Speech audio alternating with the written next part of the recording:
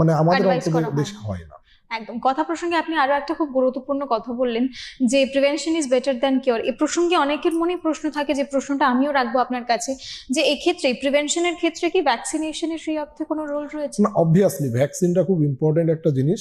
দেখুন, যখনই CKD stage 1-2 বা এরকম প্রোগ্রেস করতে শুরু করলো, আমরা তারপর পরে একটা ভ্যাকসিনেশনের কথা বলি।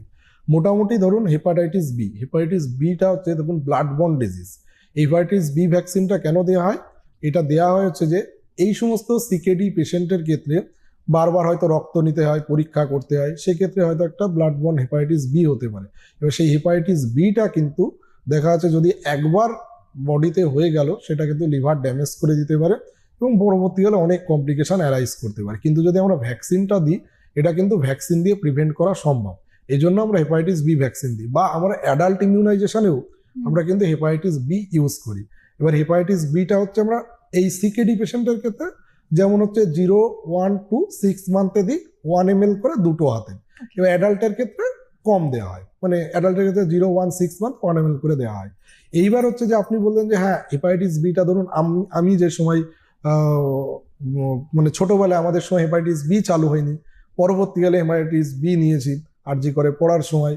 এইবার আপনার মনে হতে পারে যে আমি হেপাটাইটিস বি এর আগে কি নিয়েছি, এখন কি নিইনি, মানে কি করব। তখন সিকেডি যারা হচ্ছে তারা মনে করতে পারছে না তাদের হেপাটাইটিস বি নেওয়া হয়েছিল কি হয়নি। এখন দেখবেন বিভিন্ন লোকালেও ক্যাম্প ট্যাম্প করে হেপাটাইটিস বি অনেক জায়গায় দেওয়া হয়েছে।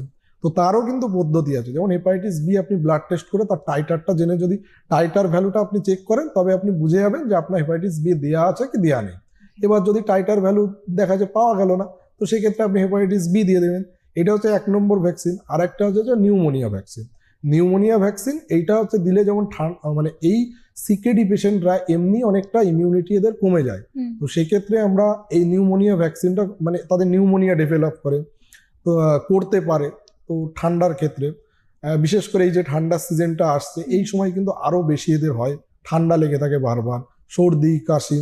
তো নিউমোনিয়া ভ্যাকসিনটা কিন্তু খুব কাজে দেয়। নিউমোনিয়া ভ্যাকসিনে একটা 13 ভ্যালেন্ট আছে, একটা হচ্ছে 23, 5 বছর অন্তর অন্তর বুস্টার ডোজ, সেটা এদের ক্ষেত্রে খুব ফ্রুটফুল হয়। থার্ড যেটা ভ্যাকসিনটা সেটা হচ্ছে ইনফ্লুয়েঞ্জা ভ্যাকসিন। এগুলো কিন্তু অ্যাডাল্ট ভ্যাকসিন হিসাবেও দেওয়া যায়, মানে বয়স্ক যারা পেশেন্ট তাদের অ্যাডাল্ট ইমিউনাইজেশনে দেওয়া যায়। ইনফ্লুভ্যাক টেট্রা নামে পাওয়া যায়, এটা প্রতি বছর করে একটা দেওয়া যায়, কারণ ইনফ্লুয়েঞ্জা রিলেটেড যে সমস্ত ইস্যুগুলো হয়, মানে এই সর্দি কাশি, সেগুলো কিন্তু প্রিভেন্ট করা যায়। আর একটা দেওয়া যেতে পারে যে হারপিস জোস্টার ভ্যাকসিন, সেটাও মোটামুটি এই ক্ষেত্রে দিলে অনেক ভালো। আর কিছু কিছু ভ্যাকসিন আছে যেগুলো হচ্ছে স্পেসিফিক কিছু কিছু মানুষের ক্ষেত্রে, সবার ক্ষেত্রে নয়। মোটামুটি ওই 4টে ভ্যাকসিন সিকেডি পেশেন্টের ক্ষেত্রে খুবই ফ্রুটফুল, এবং মোটামুটি একটা রুটিনলি কিন্তু সব পেশেন্টকে দেওয়া যায়। এবং ভ্যাকসিনটা দেওয়াটা এতটাই ইম্পর্টেন্ট, কারণ এই সমস্ত পেশেন্ট বিশেষ করে স্টেজ 4 বা 5-এ আসলে এদের শ্বাসকষ্টের সমস্যা হয়, বা একটু জল জমলেই দেখা যাচ্ছে যে এরা ওই শ্বাস নিতে পারছে না, বা ঠান্ডা লেগে থাকছে, সর্দি হচ্ছে, কাশি হচ্ছে, রেসপিরেটরি ট্র্যাক্ট ইনফেকশন হচ্ছে। সেক্ষেত্রে যদি ভ্যাকসিনগুলো দেওয়া থাকে, এটা কিন্তু অনেকটাই প্রিভেন্ট করে, এবং ভ্যাকসিনটা কিন্তু সিকে